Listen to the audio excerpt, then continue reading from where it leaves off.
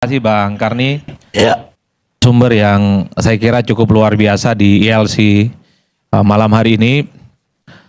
Pertama yang ingin saya katakan adalah kenapa soal pemakzulan ini menjadi ramai. Ini tentu tidak terlepas dari dua hal.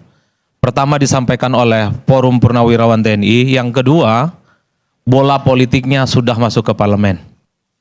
Selama ini misalnya kalau kita mendengarkan bagaimana sejumlah aktivis dan kelompok-kelompok kritis memang selalu berupaya kritis terkait dengan kebijakan-kebijakan penting pemerintah di negara, dan ujung-ujungnya biasanya meminta entah itu kepada presiden ataupun wakil presiden itu untuk mundur karena dianggap tidak mampu untuk menjadi pemimpin. Kan itu terjadi pasca reformasi khususnya, mulai dari zaman Gus Dur, kemudian Megawati, kemudian SBY, Pak Jokowi dan seterusnya. Begitu banyak demonstrasi di luaran yang meminta pemimpin-pemimpin bangsa yang dianggap tidak capable, tidak punya kapasitas dan mengurus urusan kebangsaan tidak tuntas itu untuk mundur atau dimakzulkan. Tapi itu kan suara-suara jalanan.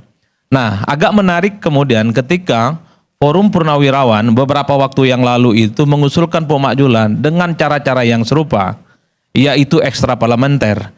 Menjadi menarik karena ini disampaikan secara resmi bersurat kepada pimpinan DPR dan MPR. Itu artinya apa? Suka tidak suka, politisi parlemen harus menjelaskan ini ke publik. Apakah ini partisipasi dan usulan yang disampaikan oleh sekelompok masyarakat atas nama Forum Purnawirawan itu diterima, ditolak ataupun diabaikan. Karena kita tahu dalam iklim yang demokratis tentu saja siapapun berhak untuk mengusulkan isu-isu penting, isu-isu strategis kepada DPR yang selama ini kita anggap sebagai lembaga kedewanan untuk menerjemahkan dari keinginan-keinginan masyarakat. Ini yang per hari ini sebenarnya menjadi ramai.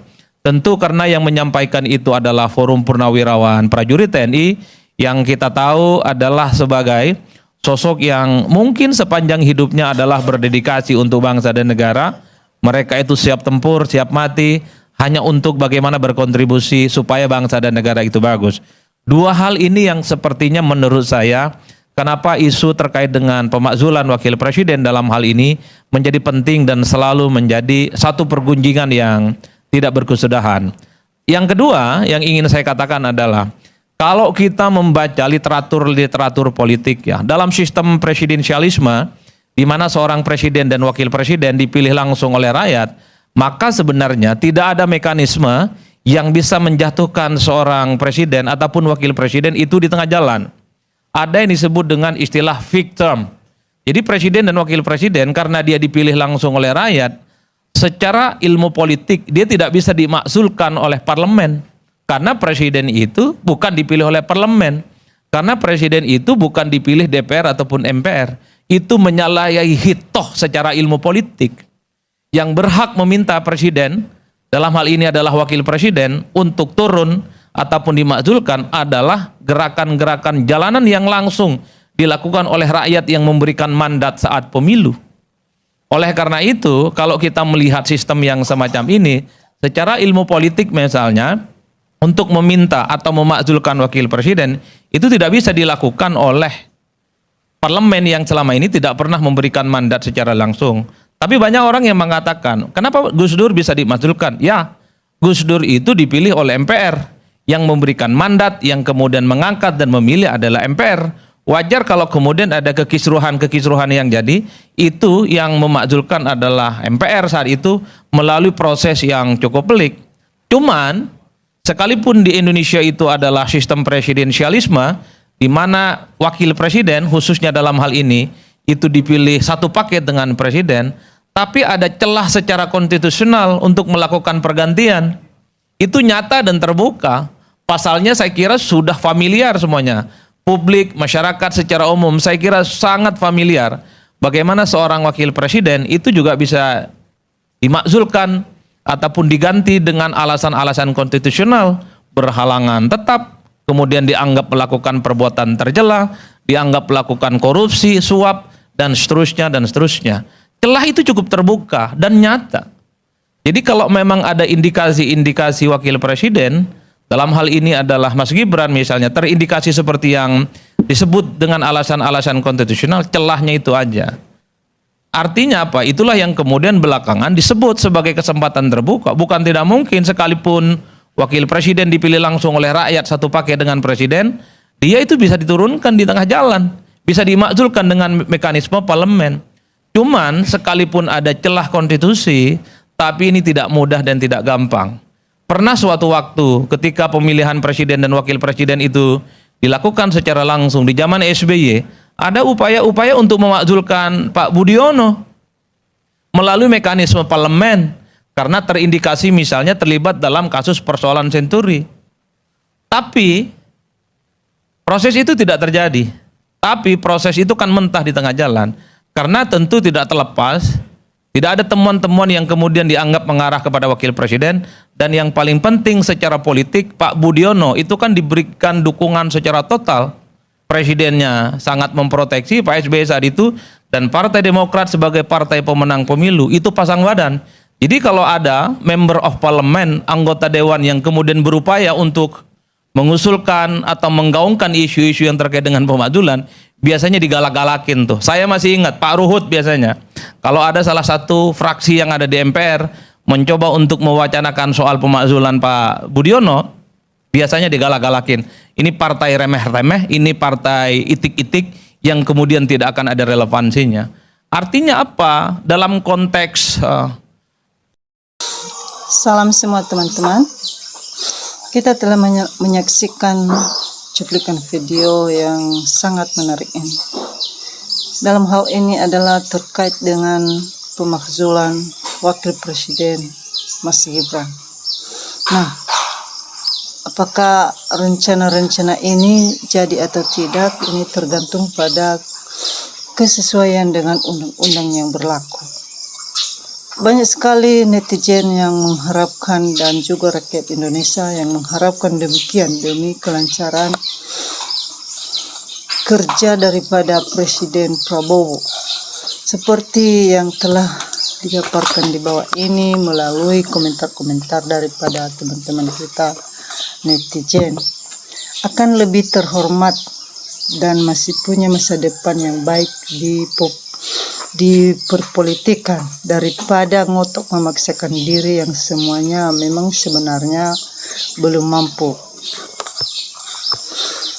Benar banget Bang Adi, kalau wakil presiden dimakzulkan, besok penggantinya akan dimakbulkan lagi bagi kelompok yang sepaham ada di negara ini. Ya lebih baik mundur daripada dimakzulkan.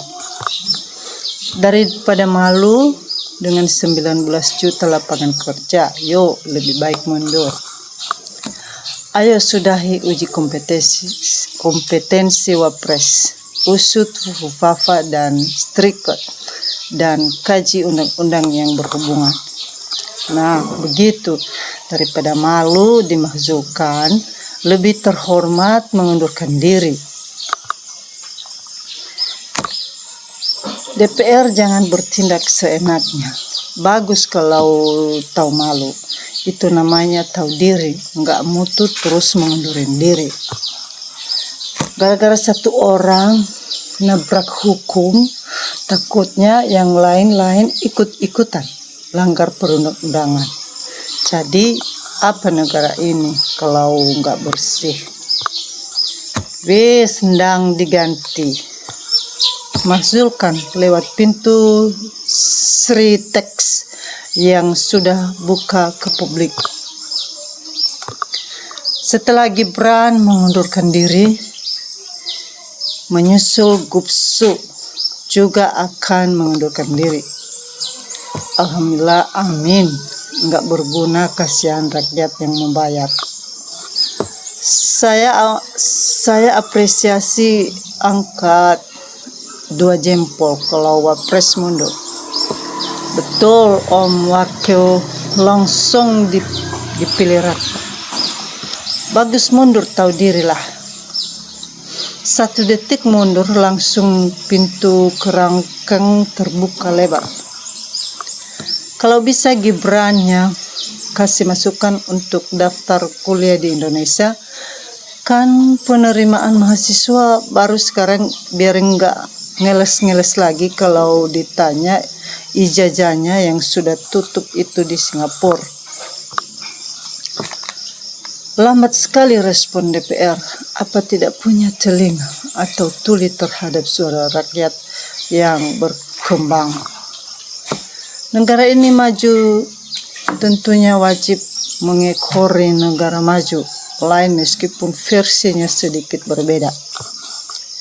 Ngapain ada pemilu kalau mau dimajukan? Berapa banyak duit rakyat yang dihambur-hamburkan buat pemilu? Gibran Jokowi tidak dimajukan dan ditangkap NKRI mungkin bubar karena rakyat dan pejabat negara sudah tahu kebusukan pemerintah. Dan ini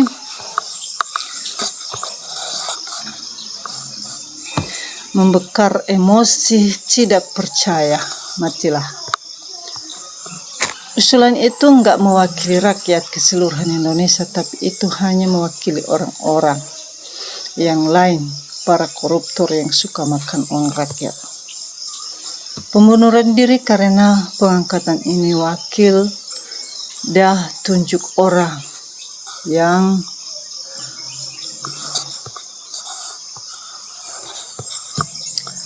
lebih baik mengundurkan diri daripada rakyat turun langsung. Syukur.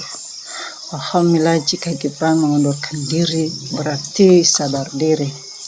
Nah, semua daripada komentar-komentar teman kita ini adalah menuju pada Gibran, di mana lebih baik Gibran mundur daripada dimajukan.